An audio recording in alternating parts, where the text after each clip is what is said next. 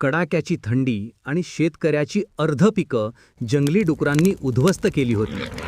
शेतात उभा राहून तो शेतकरी डोळ्यात पाणी आणून म्हणतो, हे देवा, आता काय करायचं?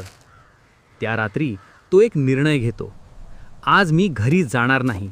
आज मी शेतातच राहणार. शेताच्या मधोमध खाट टाकली जाते.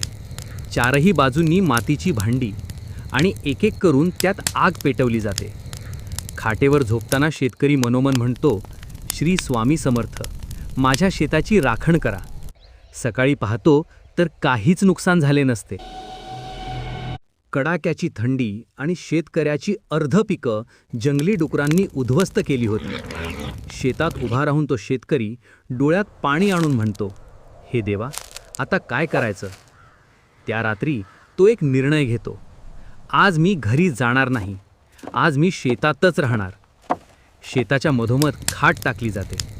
चारही बाजूंनी मातीची भांडी आणि एक एक करून त्यात आग पेटवली जाते.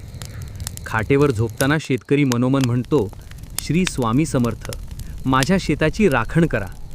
सकाळी पाहतो तर काहीच नुकसान झाले नसते.